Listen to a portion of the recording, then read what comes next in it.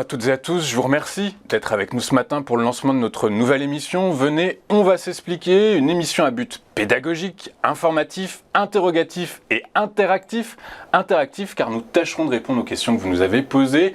Et aujourd'hui, celle qui est revenue le plus quand vous avez appris que c'était l'immobilier qui allait être traité, c'est de savoir si c'est le moment de vendre ou non. Eh bien écoutez, on va essayer de répondre à cette question en suivant un ordre analytique. Mais tout avant, je vais vous présenter les 3 experts qui m'entourent sur le plateau. Et aujourd'hui, eh bien, je suis accompagné par Philippe Béchade. Philippe qui est rédacteur en chef des publications Agora et de la lettre des affranchis. Bonjour Philippe. Bonjour. Bonjour, merci beaucoup d'être avec nous ce matin. Également au plateau avec nous Gabriel Jiménez-Roche, professeur associé d'économie à Neoma Business School et spécialiste de la macroéconomie, de la théorie des cycles et des processus entrepreneuriaux. Bonjour Gabriel. Bonjour. Bonjour, merci beaucoup d'être avec nous ce matin Gabriel. Et enfin, en duplex, Charles Sana, éditorialiste et économiste chez Insolentiae.com. Bonjour Charles. Bonjour à tous. Bonjour, merci beaucoup messieurs d'être avec nous pour cette première, je vous remercie beaucoup. Une première consacrée au marché immobilier puisque vous l'avez remarqué, les taux montent, le nombre de dossiers financés par les banques baisse, bref, le marché de l'immobilier est à la peine, mais s'il y a un coupable, qui est-il? Est-ce l'INSEE qui ne prend pas le logement à sa juste valeur dans son calcul de l'inflation, la Banque de France qui ne relève pas assez le taux d'usure, la BCE qui a un train de retard dans la lutte contre l'inflation, les entreprises qui n'augmentent pas assez les salaires, la guerre en Ukraine, le Covid, bref, la liste des coupables est longue et pour tenter de répondre à votre question, nous allons essayer d'être un peu analytique et de suivre donc un chemin logique en commençant par l'inflation. Et cette première question, messieurs, Philippe, elle vous est adressée. Selon vous, Philippe, est-ce que l'INSEE prend en compte les prix du logement dans son calcul de l'inflation? Elle les prend en compte, mais c'est une véritable escroquerie qui dure depuis des décennies. C'est-à-dire que l'INSEE pondère les loyers et leur hausse à environ 6% du panier de la ménagère, quand on sait que pour la plupart des locataires, on est entre 25, 30, voire au-delà de 30 sur Paris et quelques grandes métropoles de province. Et alors l'escroquerie et la fiction statistique touchent au sublime avec la non prise en compte de la hausse du prix de l'immobilier pour l'acquéreur, tout simplement. Pourquoi? Parce que l'INSEE la considère comme un investissement. Donc quand vous vous endettez pour acheter de l'immobilier, si l'immobilier monte, vous vous enrichissez, et donc on ne tient pas compte du tout du poids de cet effort pour acheter un logement. Alors qu'on constate notamment depuis 2010-2011, que le prix de l'immobilier explose littéralement par rapport aux revenus réels.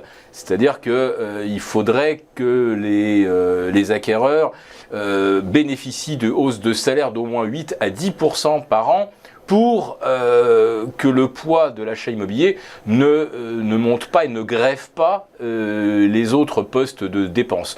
Donc je réponds franchement, le calcul et le poids de l'immobilier dans l'indice de l'INSEE, c'est une vaste blague et le sentiment d'appauvrissement de la population, on dit c'est un sentiment, c'est une perception, non, c'est une vraie réalité.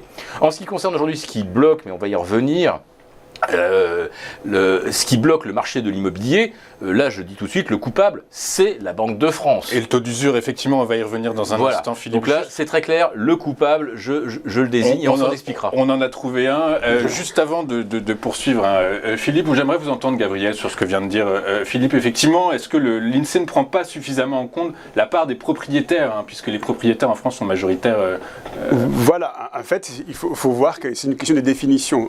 L'inflation dont on parle souvent, c'est un indice des prix à la consommation. Donc c'est pour ça que des biens où on va investir, détenir pendant longtemps, etc., ou qu'on peut après essayer de faire une plus-value, ils ne seront pas comptés. Après, évidemment, c'est un choix débattable.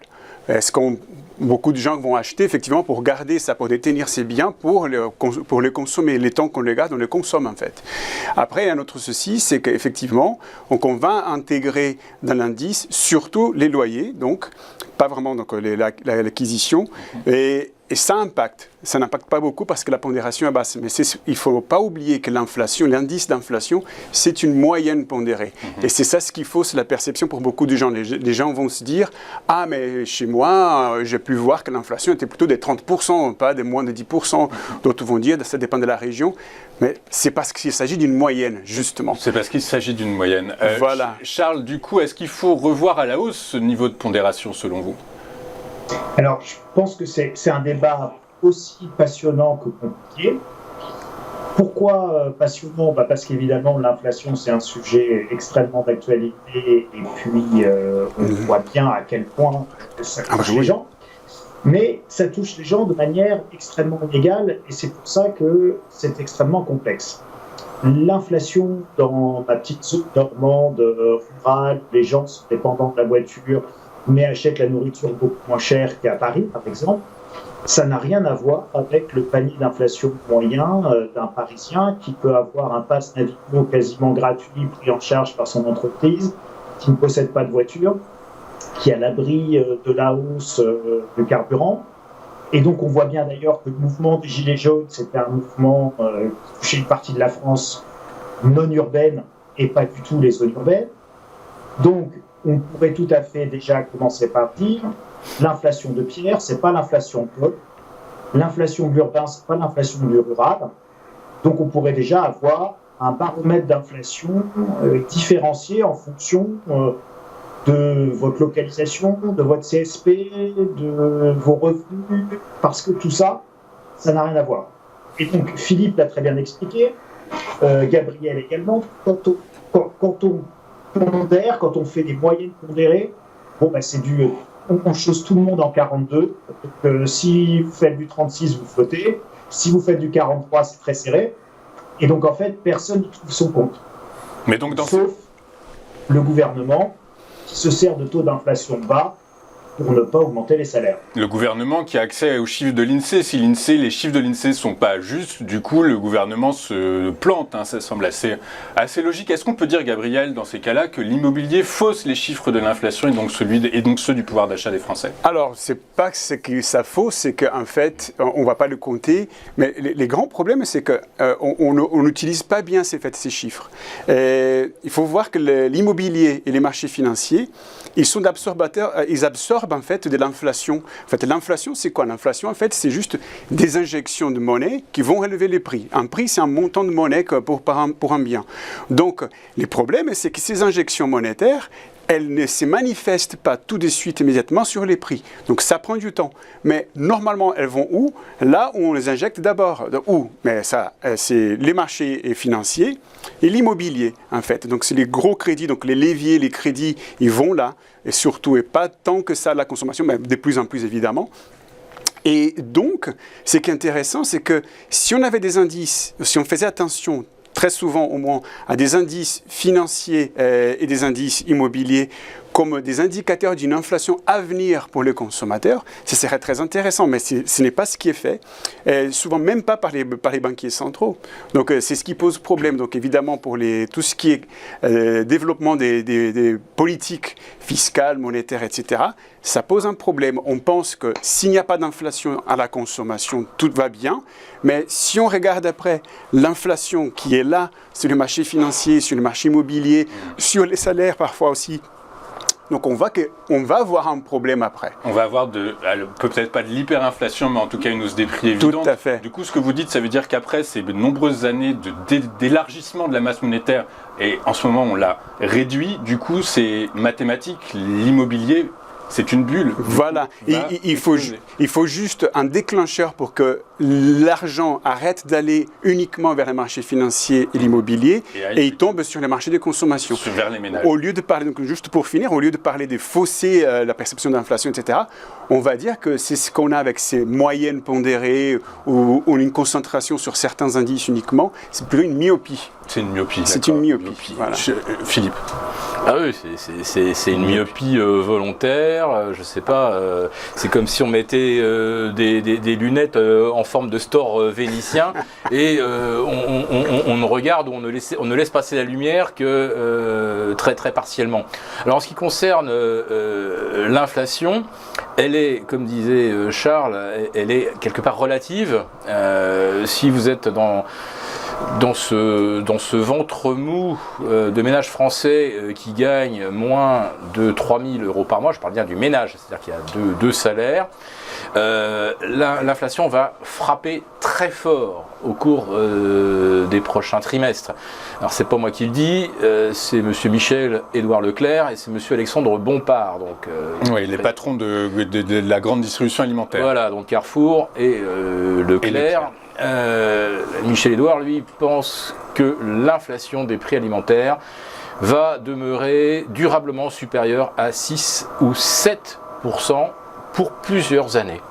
Et moi, je lui donne raison, parce que les prix de l'alimentaire, ils dépendent en grande partie du coût de production.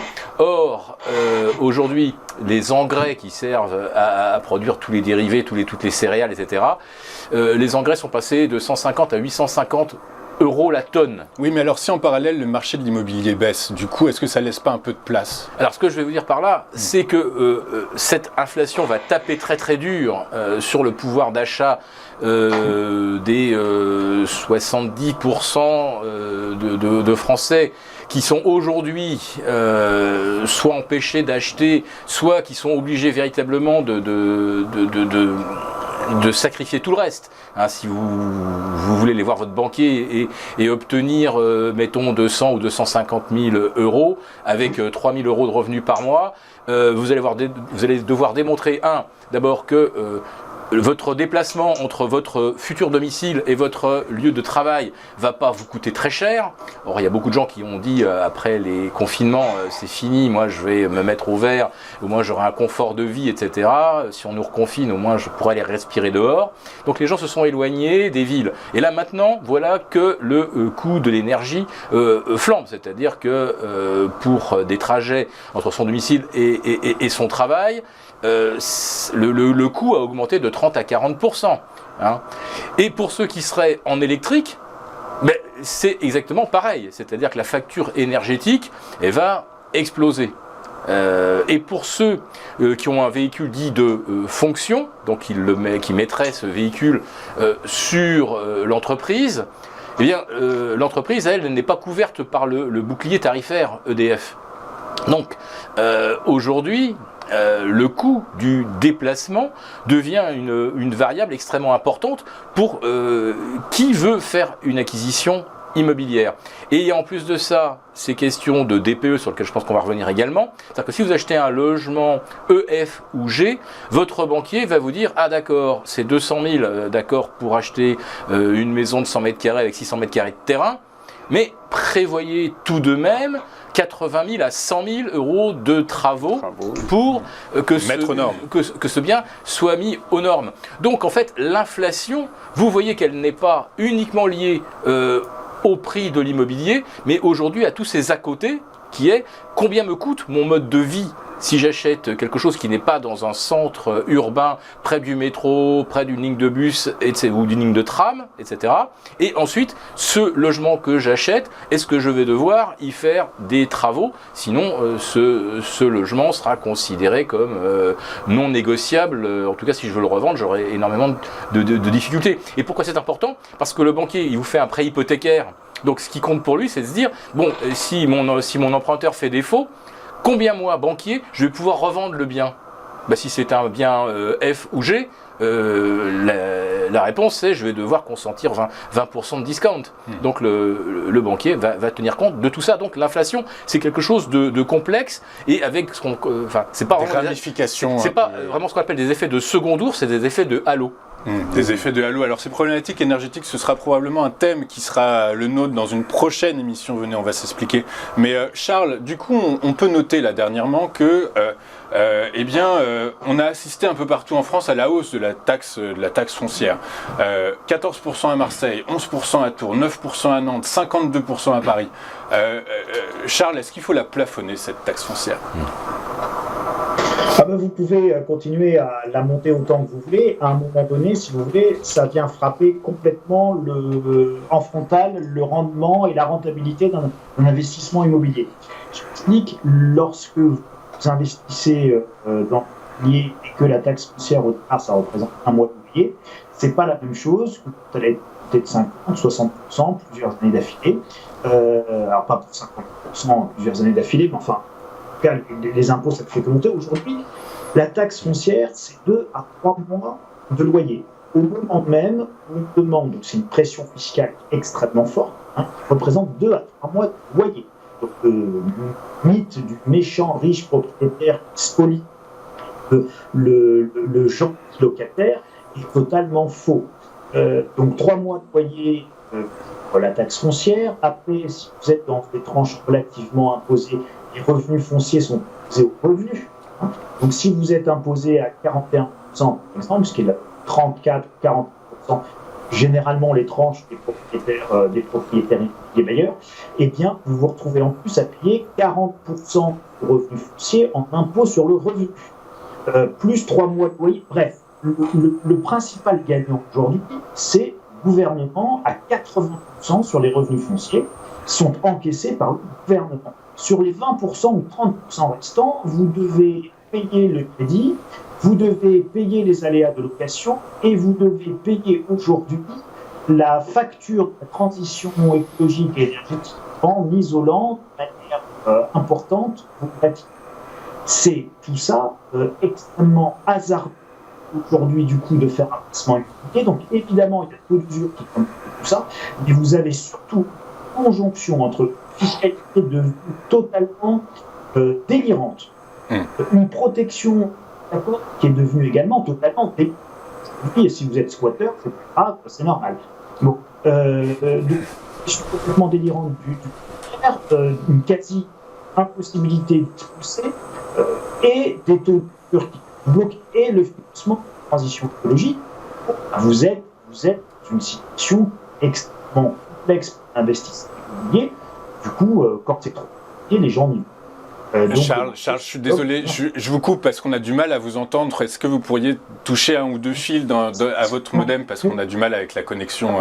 On entend un mot sur deux, c'est difficile. Juste avant, pour poursuivre, du coup, Gabriel. Oui. Gabriel, donc oui, est-ce qu'il faut la plafonner? Est-ce que ça a du sens de plafonner cette taxe? Est-ce que l'État, comme vient de nous le dire Charles, 80% va dans les poches du gouvernement? Est-ce que le gouvernement peut s'en passer de cette taxe? Ah non, surtout avec les finances que le gouvernement présente, il ne peut pas s'en passer d'aucune taxe et c'est pour ça qu'ils augmentent. Et surtout, en fait, les gouvernements locaux, c'est eux qui augmentent parce qu'ils ont perdu la taxe d'habitation et parce qu'en fait, beaucoup des municipalités, en fait, ils ne baissent pas leurs dépenses. Et surtout à Paris, c'est ce qu'on voit. À Paris, ils ont tout. En plus, Madame Hidalgo, elle nous a dit qu'elle augmente la taxe. Donc théoriquement, au départ, c'était pour pouvoir mettre en ordre ses finances, mais maintenant, elle nous dit que c'est pour de nouveaux investissements. Donc ça veut dire nouvelles dépenses. Donc ça n'a pas trop de sens. On ne peut pas relativiser cette hausse. On peut toujours dire oui, à Paris c'est plus bas qu'ailleurs, etc. Même si, alors, je vous coupe un instant, a priori, de ce que j'ai compris, les 52%, ça fait passer cette taxe de 14 à 21%. Tout à fait. 21% quand la moyenne en France est de 41 ou 42%. Du coup, ça permet de relativiser un peu. Ça permet de relativiser comme ça, de façon assez générale, si on voit global, tout à fait. Peut-être que ça peut nous faire poser des questions, mais qu'est-ce qui se passe en Provence, en région, peut-être. Mais la question, c'est que, voyons bien, la taxe moyenne foncière à Paris aujourd'hui, elle est de 750 € pour un 70 mètres carrés pour un ménage avec 2 enfants. Si on dit que ces ménages avec 2 enfants, ils ont un salaire moyen, donc c'est quoi? C'est 2500 € pour le ménage.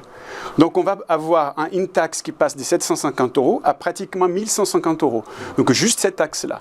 En plus, ils doivent payer d'autres choses, comme l'a dit Charles. Donc en fait, c'est quand même un effort brutal, avec 2 enfants en plus. Et il ne faut pas oublier, être propriétaire à Paris, ce n'est pas nécessairement être un riche millionnaire ou quelque chose comme ça. Il y a beaucoup de gens qui l'ont hérité, sont des gens de classe moyenne, qui l'ont hérité quand leurs parents ou leurs grands-parents, ils avaient acheté un Paris en pleine reconstruction de post-guerre, par exemple. Donc, c'était pas quelque chose de très, très hyper chic ou quelque chose comme ça. Il y a des gens qui ont acheté, qui ont aidé justement à restructurer certains quartiers déshérités de Paris. Donc, ces gens-là, ils ne sont pas nécessairement riches. À l'époque, ils achètent parce que c'était pas cher. Donc, et aujourd'hui, ça continue toujours. Donc, les gens qui vont acheter des projets à Porte de la Chapelle, on ne va pas dire que ces gens-là sont riches. Donc, ils vont voir leurs taxes augmenter. Et en plus, il ne faut pas oublier, il faut garder cohérence. Donc, il y avait un discours, une promesse qu'il n'y aurait pas de hausse de cette taxe-là. Et en fin de compte, on voit une hausse de 52%. C'est énorme. C'est difficile à relativiser. Et de toute façon, gardons cohérence.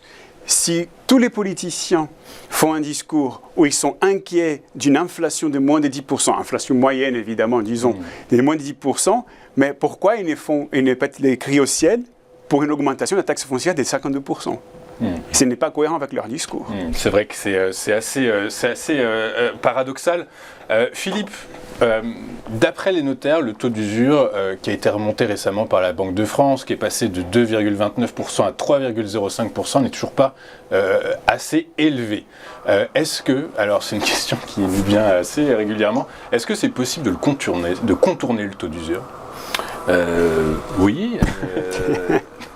À condition de créer une SCI ou de créer une entreprise dont l'objet social est l'investissement immobilier, l'entreprise, elle, n'est pas concernée par le taux d'usure. Donc, je vais voir mon banquier en tant que patron de ma petite foncière, et là, je vais pouvoir emprunter sans qu'on regarde mon reste à vivre, ma capacité d'effort, donc on sait c'est 33%, etc.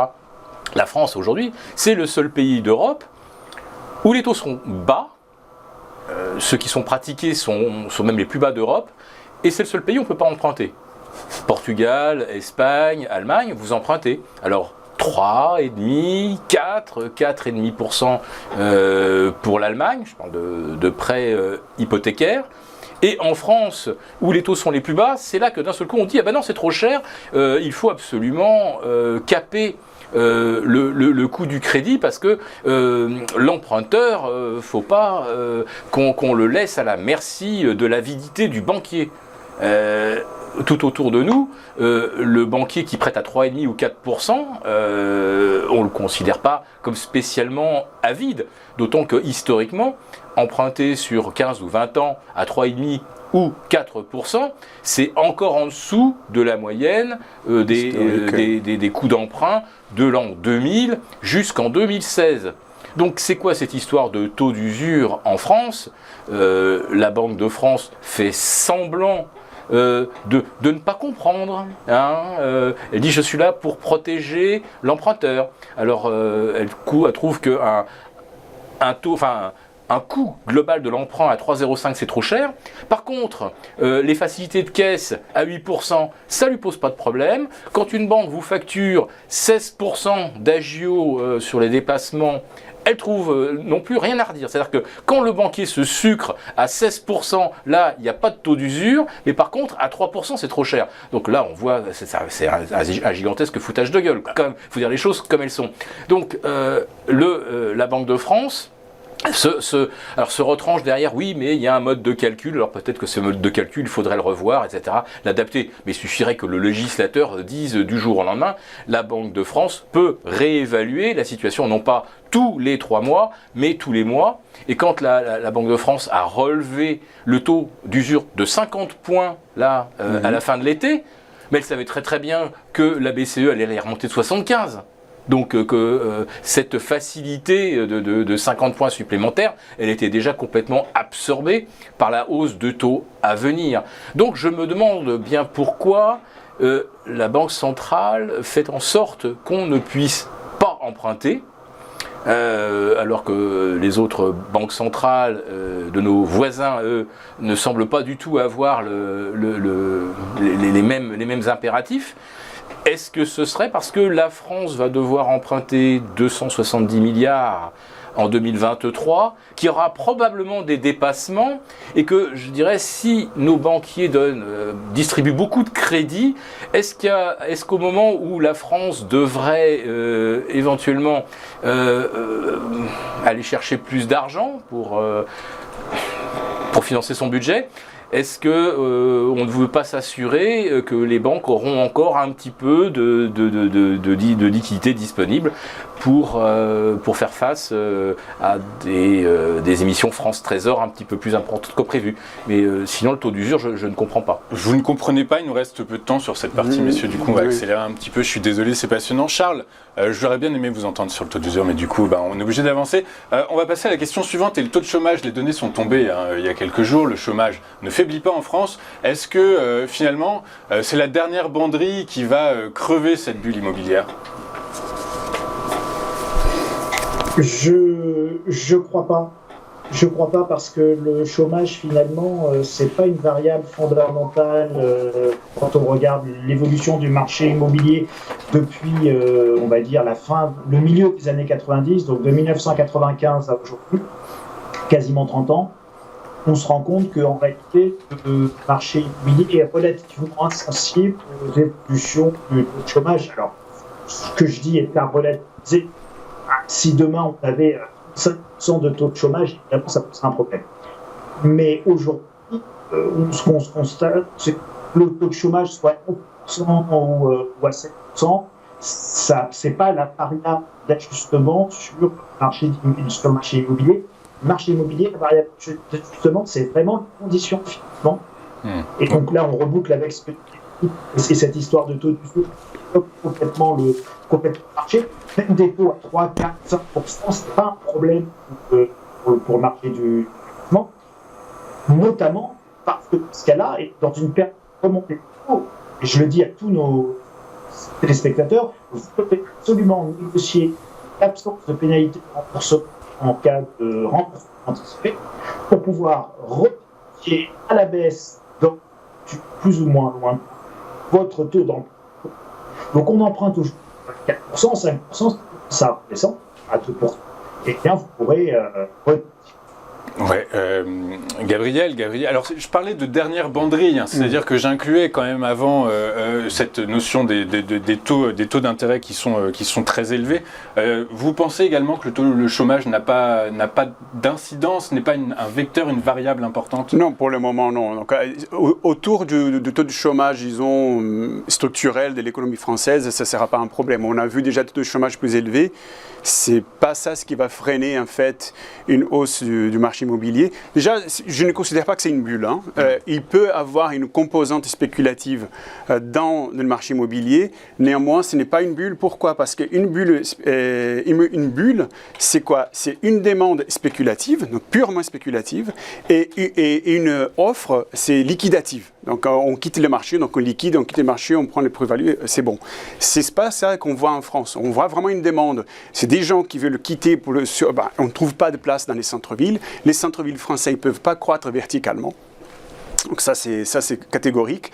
Donc ils veulent chercher plus de places ailleurs, donc en périphérie ou maintenant après la Covid en région, etc. Donc on ne peut pas dire vraiment que c'est une bulle spéculative, etc. Il y a une composante évidemment, mais je ne dirais pas que c'est la composante principale. C'est une baisse. C'est une baisse, voilà. Mais par exemple, même au Royaume-Uni, lors de la crise 2008, donc c'était assez brutal pour les Britanniques, mais même là, il y a eu certes une baisse de 20-30% du marché immobilier qui a tout de suite repris en une ou 2 années. Donc en fait, aujourd'hui, c'est ce qui va, comme l'a dit Charles, les vrais vecteurs de freinage du marché immobilier, c'est surtout les taux d'emprunt, donc les taux d'intérêt. Les conditions de financement. Tout à fait, les conditions de financement, les réglementations qui ont été endurcies, etc. Mais c'est surtout ça. Après, les chômages, comme l'a dit Charles aussi, c'est seulement si le chômage est brutalement à la hausse. Oui, pour ceux qui n'auraient pas entendu, alors je pense qu'ils exagéraient un peu, mais Charles, vous disiez 35%. Voilà, mais évidemment, c'est quelque chose que ça peut arriver. En Irlande, lors de 2008, c'était 25% de chômage, tout d'un coup. Tout d'un coup. En Espagne. Et là, voilà. Bon, bah écoutez, on croise les doigts. Dernière question juste avant. Philippe, vous venez régulièrement sur notre plateau, vous commentez l'actualité avec nous, un peu l'actualité des États-Unis. On a vu que les ventes aux États-Unis, les ventes immobilières baissaient. En Chine, pareil. On sait bien que l'immobilier fait face à de grandes difficultés. Du coup, est-ce qu'on peut parler de krach immobilier, de krach? Alors peut-être pas dans ces cas-là, de baisse du marché immobilier, mais une baisse planétaire. Les États-Unis et la Chine, ce sont deux réalités très différentes. Ce sont deux versions de krach également différentes. Donc la Chine, on sait qu'il y a entre 65 et 67 millions de logements inoccupés. Ça fait un appartement par Français, voilà, c'est facile à mémoriser pour ceux qui se demandent de combien est l'excès immobilier en Chine. Aux États-Unis, je réponds de façon très très claire, on connaît actuellement des conditions de krach immobilier beaucoup plus violents que 2007-2008, c'est-à-dire que le nombre de transactions s'effondre, mais à un rythme qui est incomparablement plus rapide qu'en 2007-2008. Les demandes de prêts aux États-Unis, de prêts hypothécaires, ont chuté de 90% en un an. Est-ce qu'on se figure 90%? C'est-à-dire que d'un seul coup, tout s'arrête. Oui, donc, qui peut encore acheter de l'immobilier sans prêt? Ce sont ceux qui, comme d'habitude, ont déjà de l'argent, beaucoup d'argent. C'est-à-dire que le marché immobilier reste aujourd'hui, et peut-être plus que jamais, réservé à ceux qui sont déjà fortunés. En France, si vous pouvez acheter de l'immobilier aujourd'hui sans prêt, alors que l'inflation est à 6 officiellement, probablement au-delà de 10 dans notre vraie vie, vous faites une excellente affaire. Et si vous ne pouvez pas acheter de l'immobilier à 3% quand l'inflation est à 6,5%, ça veut dire qu'en fait, c'est la Banque de France qui vous interdit de vous protéger contre l'inflation. Donc c'est une situation radicalement différente en France et aux États-Unis. Aux États-Unis, il y a eu énormément de spéculation. Beaucoup de gens qui achetaient pour faire de la plus-value, pour stocker de l'épargne ailleurs que dans les actifs financiers. Parce qu'il y a un moment, quand le S&P a été multiplié par 6, le Nasdaq par 8, vous finissez par vous dire, il faut peut-être que je mette un peu d'argent dans quelque chose qui est concret, qui ne va pas s'évaporer au cours de la nuit, comme par exemple ce que j'aurais pu investir sur la plateforme FTX. Dont on va parler dans un instant, voilà. C'est parfait, merci. Voilà, donc ce que je voulais dire, c'est qu'aux États-Unis, là, le coup d'arrêt est d'une extraordinaire brutalité et le prix a déjà rebaissé d'environ 8% depuis, on va dire, le printemps. Ouais. Alors ça reste encore en légère hausse par rapport à l'automne 2021, mais on est là sur quelque chose dont les marchés, pour l'instant, n'ont pas encore pris toute la mesure. N'ont pas encore pris toute la mesure. Messieurs, une question à laquelle je vais vous demander de répondre par vous, pardon, c'est la première question, celle qui nous a été posée par notre auditeur. Du coup, est-ce que c'est le moment de vendre son bien immobilier, Charles? Peut-être bien oui, peut-être pas. Merci. Gabriel? Je dirais, ça dépend de la réalité de chacun. Hein. Merci beaucoup. Et Philippe, donc oui non. ou non? Non. Voilà, au moins quelqu'un qui se... En France. Non, en France, ouais, c'est ça. Merci beaucoup, messieurs, pour cette première partie dédiée au marché immobilier. On se retrouve dans un instant et on parlera du scandale qui secoue l'environnement des crypto-monnaies. À tout de suite sur Téléfinance.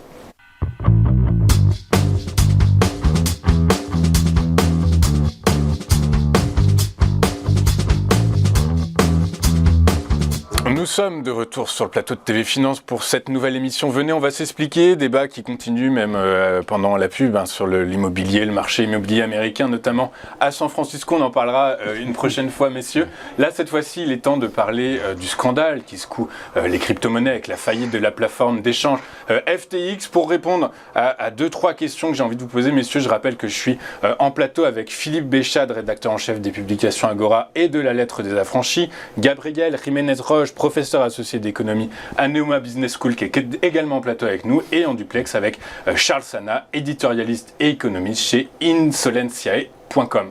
Messieurs, concernant cette problématique, ce scandale qui secoue le monde des cryptos suite à l'annonce de la mise sous le chapitre 11 des faillites de la société FTX, plateforme d'échange dédiée aux crypto-monnaies, eh bien cette question revient souvent, on nous la pose souvent, et ce depuis le départ en fait, depuis que les crypto-monnaies le public s'intéresse aux crypto-monnaies. Messieurs, existe-t-il une différence entre les schémas de Ponzi de Madoff et ceux de FTX et la chute de FTX, pardon? Alors oui, quand même. Donc c'est des schémas quand même bizarres, mais bon, il y a des différences. Un schéma de Ponzi, c'est des promesses de rendement qu'on fait à des investisseurs, mais qu'on paye en réalité avec des nouveaux entrants. Donc les autres investisseurs qu'on va convaincre, donc on va prendre leur argent, on paye les premiers entrants. Donc c'est ça un schéma de Ponzi. Donc il n'y a pas de rendement réel, donc c'est juste les nouveaux entrants. Pour FTX, en fait, le problème c'est qu'elle se comportait un peu comme une banque. Donc c'est une plateforme de trading, donc qui utilisait les cryptos comme comme drapeau, comme un pas pour attirer les gens. Donc qui faisait aussi du trading. Donc il s'est spécialisé dans le trading des cryptos actifs. Mais la question, c'est que FTX, ils proposaient quoi à leurs traders? Donc, si vous venez chez nous, vous pouvez trader avec des dollars si vous voulez. Mais si vous utilisez notre stablecoin, notre propre crypto, FTT. Les FTT, vous aurez des avantages, des frais plus bas, etc. Donc, les gens, ils achètent ces FTT-là. Et donc, FTX aussi va créer des dépôts à FTT. Donc, va donner du levier à des traders, donc du levier en FTT pour qu'ils tradent. La question, c'est qu'on découvre après qu'une entreprise, Alameda Research, qui fait partie à l'environnement FTX. Parce que FTX, en réalité, c'est plus de 150 entreprises. Donc, c'est vraiment un conglomérat d'entreprises, dont Alameda Research. Et en fait, on découvre qu'Alameda Research était pratiquement un market maker parfois 80% du volume des transactions de FTX. Donc, évidemment, qu'est-ce qui se passe? Dès le moment qu'Alameda dit je n'entre plus, je liquide mes positions, Binance aussi après, quand ils ont découvert qu'Alameda était dedans, donc ils liquident aussi leurs positions, c'est comme un bank run classique, donc les gens commencent à se dire est-ce que je vais récupérer mon argent, donc ils liquident leur FTT, et voilà qu'en fait, on découvre qu'FTX était complètement surexposé, et non seulement ils créaient beaucoup de leviers pour leurs traders, mais ils empruntaient beaucoup pour pouvoir...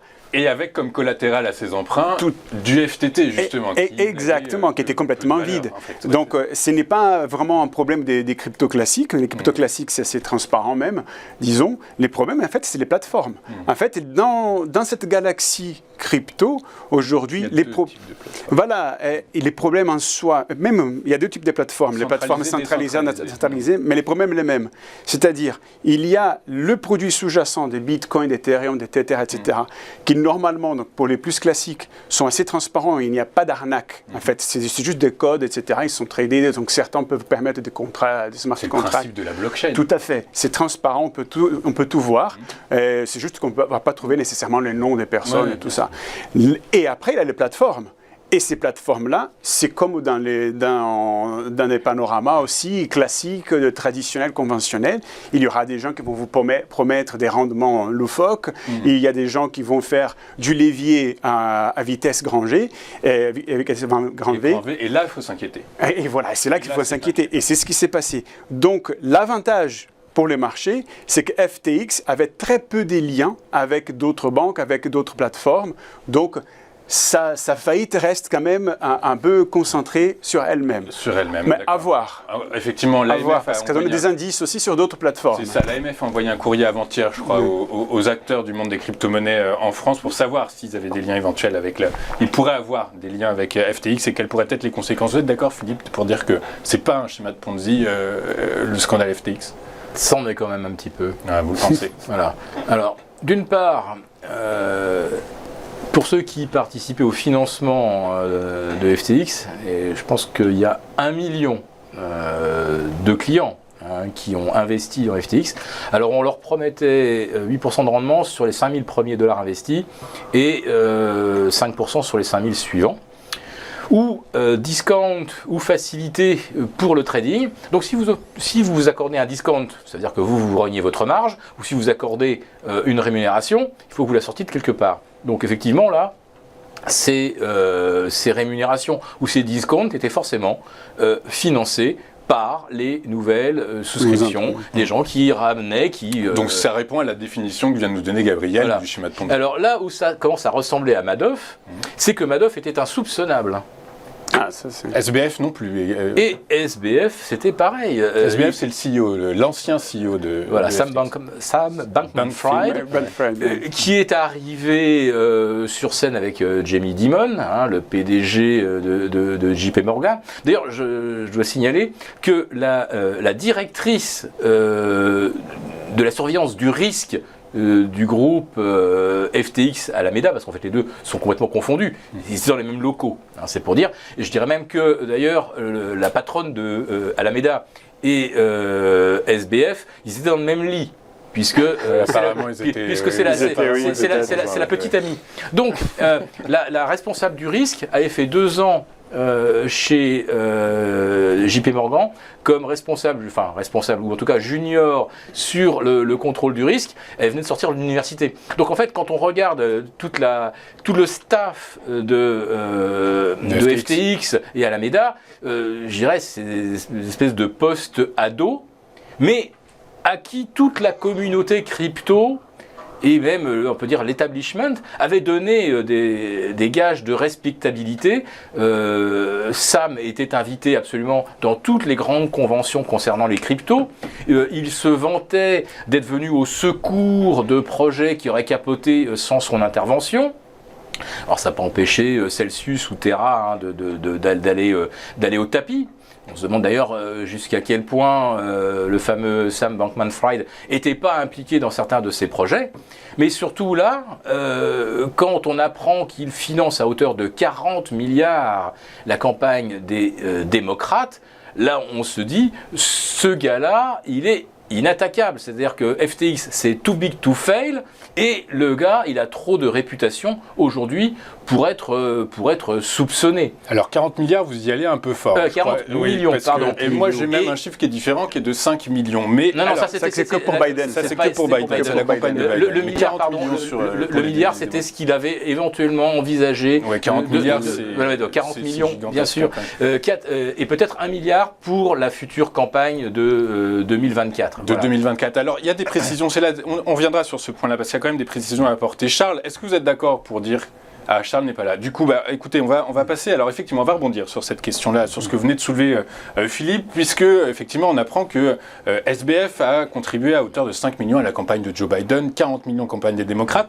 Mais ce que l'on sait également, c'est qu'en fait, il a financé aussi la campagne des républicains. Et ce, pour 2 raisons. D'après ce qu'il dit, c'est un tweet qu'il a... 6 millions pour les républicains, 40 pour les démocrates. Les 40, on verra. Tout ça, c'est une question de chiffres. En tout cas, lui, ce qu'il dit, c'est que, et ça, c'est ce qu'on comprend a posteriori, c'est qu'en fait, il a financé, non seulement côté républicain, les anti-Trump, mais aussi également tous les politiques qui pouvaient appuyer sa demande de régulation de l'environnement crypto-monnaie, puisque ça allait mettre des bâtons dans les roues de son principal concurrent, qui est Binance. Du coup, la question, c'est de savoir, est-ce que la Maison-Blanche est dans l'embarras suite à cette annonce de financement de la campagne de 5 millions par SBF ?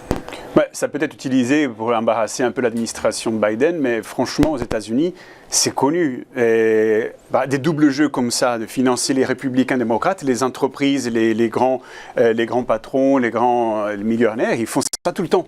Et Donald Trump lui-même avait financé les Clinton et c'était un des plus grands contributeurs aux campagnes des Clinton. Et maintenant, il les pourfend complètement. Mais donc c'est pas un scandale.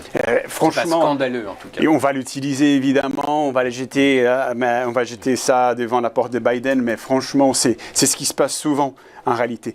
Juste un rappel pour ce qui s'est passé avec FTX et avec l'effet que Sam Bankman-Fried demande plus de réglementation, etc.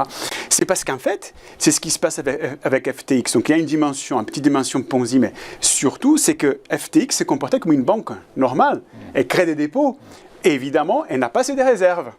Et la question, c'est qu'est-ce qu'ils veulent peut-être comme réglementation ? Ils veulent une banque centrale derrière eux. Comme ça, ils peuvent faire ça, ce genre d'action, et en ayant donc justement un prêteur du dernier ressort, on va vous sauver, etc. Mais c'est ce qui va complètement à l'encontre de ce qu'on fait avec les cryptos. Théoriquement, on voulait décentraliser et éliminer justement toute intervention, parce qu'on considère que ces interventions-là, ce sont elles qui ont en fait déséquilibré les marchés et qui provoquent des bulles, comme on avait dit, pour l'histoire du immobilier ou d'autres choses. Philippe, c'est un scandale. C'est un scandale qui va éclabousser la Maison-Blanche. Je pense que des contre-feux vont être allumés et l'un des principaux, c'est effectivement FTX voulait plus de réglementation, c'est-à-dire que ces gens-là voulaient que l'État apporte la sécurité aux déposants. Alors maintenant, le déposant, quand il voit que FTX est immatriculé aux Bahamas, que Binance est immatriculé aux Caïmans, mais heureusement, ils ont créé une filiale dans le Delaware aux États-Unis, c'est-à-dire encore un paradis fiscal, ça donne vachement confiance. Bon, le vrai scandale, il va peut-être se produire lorsqu'on va s'interroger sur les souscriptions, la contribution de Zelensky à la plateforme FTX. Et là, la question se pose de savoir si on n'a pas du blanchissement d'argent, c'est-à-dire que Zelensky reçoit de l'argent, investi dans FTX, qui, à son tour, investit dans la campagne des démocrates. Là, je veux dire, il va falloir être très, très fort pour arriver à démontrer qu'il n'y a strictement aucun lien entre l'argent dont disposait Zelensky et le financement de FTX. Alors, maintenant, j'ai quand même une pensée émue pour ceux qui ont perdu beaucoup d'argent avec FTX. Je pense notamment à M. Pompliano, qui est une des stars de la promotion des crypto-actifs. Gisèle Bündchen, la top modèle, et Tom Brady, son mari, ils auraient investi jusqu'à 600 millions de dollars. Ça doit être, à mon avis, une bonne partie de leur fortune. Alors, qu'ils sont sortis avant la cata ou pas, je ne sais pas si... On verra bien. S'ils sont sortis avant, ça veut dire qu'ils ont été prévenus et qu'ils étaient probablement initiés. De toute façon, tout ça, il y a une enquête en cours. On verra. Oui, mais c'est pour vous dire ce que on parle de Gisèle Bündchen, on n'est pas... Voilà, c'est pas la place, quand même. C'est tout à fait la place. Parce que c'était une influenceuse, et son mari également, c'était peut-être les premiers influenceurs, entre guillemets. Par contre, c'est ce qui est intéressant de remarquer, c'est que encore une fois, il y a déjà eu des scandales encore avec d'autres plateformes, c'est qu'en fait, voilà, c'est que le grand problème, c'est qu'il y a une différence entre ce qui est la vraie nature des cryptoactifs et après, c'est ce qui font les plateformes ou les grands personnages comme SBF, etc. Qu'en réalité, il y a beaucoup de promotions un peu loufoques, un peu de wishful thinking. Ok, vous allez avoir des rendements pratiquement garantis, ça va atteindre les 100 000 $ bientôt, ou des choses comme ça. Basé sur quoi? Il n'y a rien qui garantit ça. Et il y a beaucoup de pensées sectaires, donc des promotions sectaires aussi. Il y a beaucoup des religieux, des cryptos, et après, ils prennent n'importe quelle plateforme nouvelle qui arrive avec un tel discours un peu technique sur les technologies sous-jacentes et ils disent, oui, voilà, il faut faire attention, donc il faut écouter ces gars-là, etc. Et en réalité, pour les cryptos, comme pour n'importe quel actif traditionnel, il faut regarder les fondements. Est-ce que c'est justifiable ou pas? Où est le rendement réel? Est-ce qu'il est là? Oui, non. Quelle est la nature même de ces actifs? Et les gens ne font pas ça. Ils suivent tout simplement un mouvement de mode. Ouais, les influenceurs, les analystes influenceurs, finalement, on peut appeler comme ça. Charles, je vois que vous êtes revenu avec nous. Ça va être ma dernière question et pour Charles, mais si on ne l'a pas entendu, quand on arrive à l'entendre. Charles, du coup, pour vous, Ponzi, FTX, c'est du Ponzi ou pas? Bon, alors, est-ce que c'est vraiment du Ponzi, un peu du Ponzi? C'est un peu de tout ça, c'est surtout une véritable arnaque, comme l'essentiel de du fonctionnement de l'ensemble de ces plateformes qui sont complètement opaques, qui ne publient pas de comptes, qui agissent pour compte de tiers, qui agissent en tant que dépositeurs de fonds, qui font faire des pubs par des influenceuses au propos de type Nabila quand même, mais à l'autre fois, qui vous conseille comment placer votre argent et qui, soit dit en passant au passage, se fait condamner par l'AMF à 20 000 € d'amende. Tout simplement, elle sort de son rôle d'influenceuse elle rentre dans le rôle de conseiller financier. Et là, c'est totalement autre chose, et c'est une profession régulée en France. Donc, si vous voulez, on est juste dans du n'importe quoi. Et comme l'a très bien justement dit Gabriel, il faut vraiment faire la distinction entre les cryptos en elles-mêmes, Bitcoin, les terres, etc. Bon, ça, c'est une chose sur les aspects techniques. Et puis, tout cet environnement économique, tout cet environnement d'entreprise, où vous avez absolument tous les critères de la fraude. Philippe vous a cité quelques îles, comme les îles Caïmans, les îles des Bahamas. Bon, il a oublié Malte. Je pense qu'il était tout à fait au courant. Il a pris la liste à la première. Donc, toutes ces sociétés-là sont hébergées de paradis fiscaux, dans lesquels on ne publie pas de compte, dans lesquels on ne peut que très difficilement réaliser un procès. Bref, ça, c'est un délire complet. Les gens font des chèques à des sociétés qui ont à peine pignon sur rue, qui ne publient pas leurs comptes, qui sont gérés, Philippe, par des propriétaires qui peuvent faire toutes les bêtises qu'on peut imaginer. Le tout sur très probable de blanchiment, d'escroquerie, en bande organisée, seul, pas seul. Enfin, c'est du délire complet. Ouais, c'est du délire complet. Si vous voulez aller mettre, allez-y. Je vous regarde. À vos risques et périls. Donc. À vos risques et périls. Juste, non, je suis dernier, rapide. Ouais. Rapide. Et le problème de FTX, c'est qu'on se dit, est-ce que ça a un effet domino? Est-ce que ça peut affecter l'économie dans son ensemble, comme la faillite des subprimes? Je réponds probablement non. Mais là, par exemple, cette nuit, la plateforme de financement, justement, de projets crypto, BlockFi, qui, alors là, on va dire, était quelque chose qui était pris au sérieux, qui n'était pas vraiment soupçonné d'être frauduleux.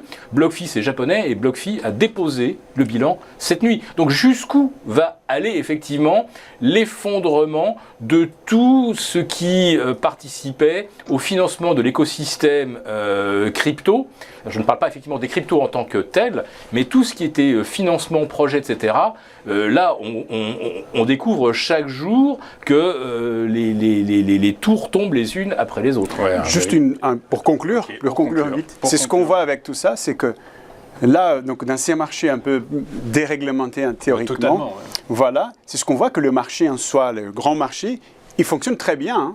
C'est-à-dire, on a découvert les problèmes, on a découvert ces arnaques-là, et on le punit tout de suite. Effectivement, il y a des gens qui vont perdre de l'argent, mais même dans le marché réglementé, il y a beaucoup de gens qui ont perdu de l'argent en 2008, en 2000 avant.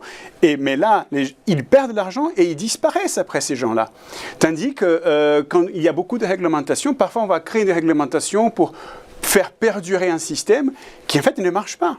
Et là, on voit que le marché a puni tout de suite ces acteurs-là. Ils vont continuer à être punis. Et en fait, ces problèmes d'FTX vont jeter la lumière sur d'autres acteurs et que probablement, peut-être, certains vont tomber, d'autres non, on va voir. C'est ça, en fait, ça annonce une véritable purge du monde des crypto-monnaies. Tous les acteurs litigieux, un peu sombres. Tout à fait. Il n'y a pas peut-être des liens avec d'autres parties du marché financier. Néanmoins, peut-être que ces parties arnaques compartimentalisées seront révélées. Eh bien, écoutez, on verra bien, on l'espère pas. En tout cas, je vous remercie beaucoup, messieurs, d'avoir été avec nous pour cette première de cette nouvelle émission. Venez, on va s'expliquer. Aujourd'hui, donc pour cette première, j'étais accompagné de Philippe Béchat, Philippe, rédacteur en chef des publications Agora et de la Lettre des Affranchis. Merci Philippe.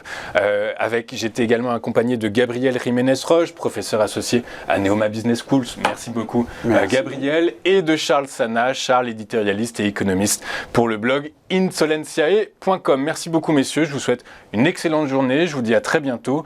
Pour ma part, je vous souhaite également une très bonne journée, et je vous donne rendez-vous demain à 8h55 pour une nouvelle édition du live de TV Finance. Très bonne journée sur TV Finance.